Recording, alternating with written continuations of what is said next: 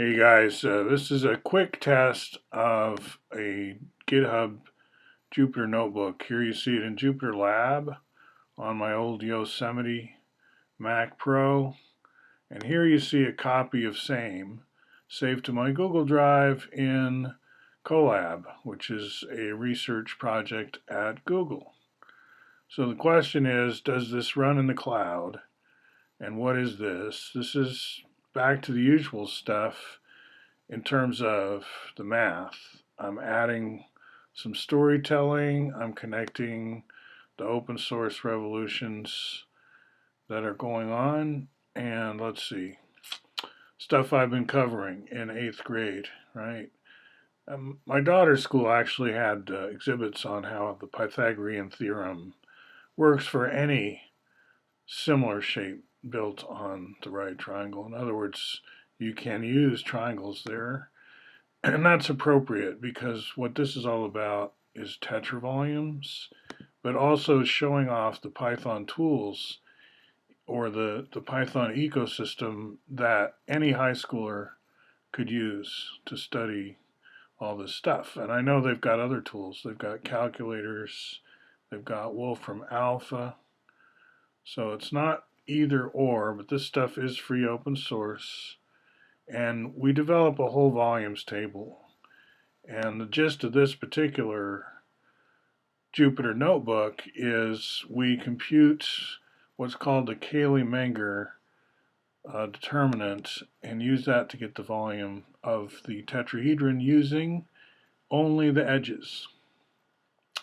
But it's a little bit different, and it's actually all this algebra going on here, that's being evaluated automatically by SymPy. So we have something kind of like Mathematica going here. We can decide how many decimal points we want of precision and so forth. Let's see, Google may work a slightly different way than my engine. I'm not sure, because Colab and Jupyter Lab are very similar but not identical. So here I wanted to evaluate with these substitutions, and yet I'm not getting an evaluation fully. So this is not exactly what I want, although in terms of matching the above, that's happening to a level. Let's see if I keep going, if I can get this to work. What I want is an actual number for the volume. What I do is I feed in the edges of the plane net, the edges from the plane net of the A module and the T module, or maybe it's the E module, because they're very similar.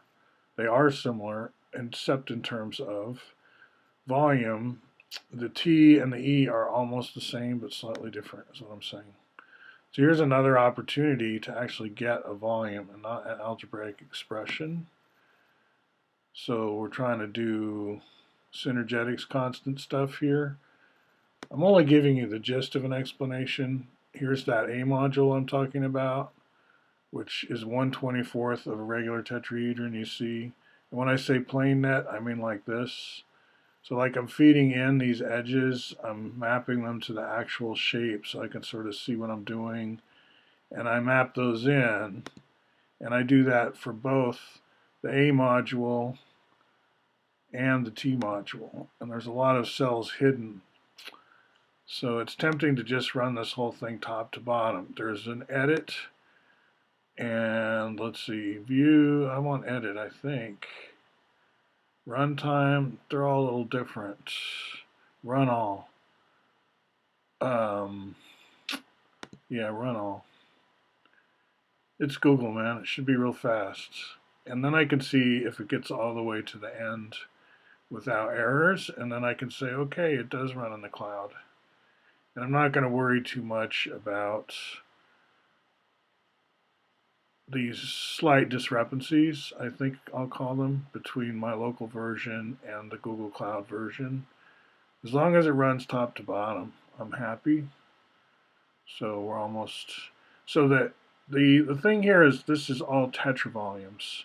So when you hear me say Cayley-Menger and you're thinking, you know, the volume of a tetrahedron and you understand all that, you do. But in this paradigm, things have changed slightly in that a tetrahedron of edges 1 has volume 1 and a cube of edges 1 does not have volume 1. So we're going with a different paradigm. This is the Bucky-Fuller synergetics paradigm. And so all these figures here, like this one, that's directly from synergetics, that one in particular. And further down, we're going to see the T module and the E module there.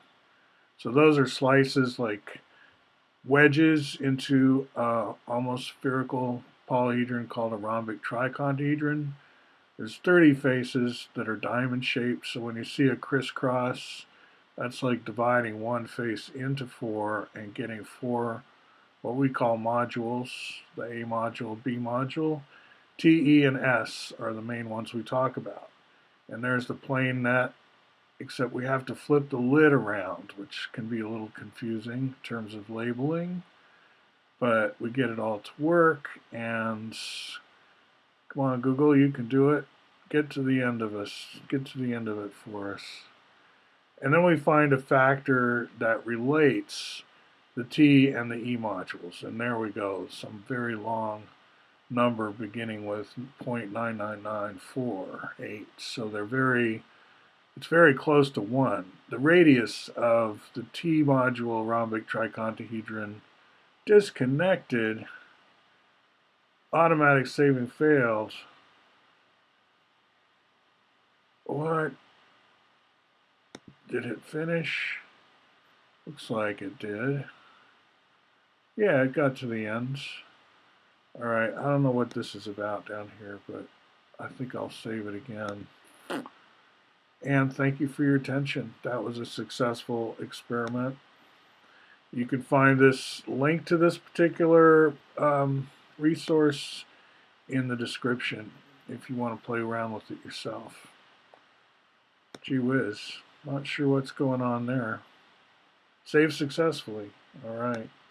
Sounds good, folks. Talk to you later.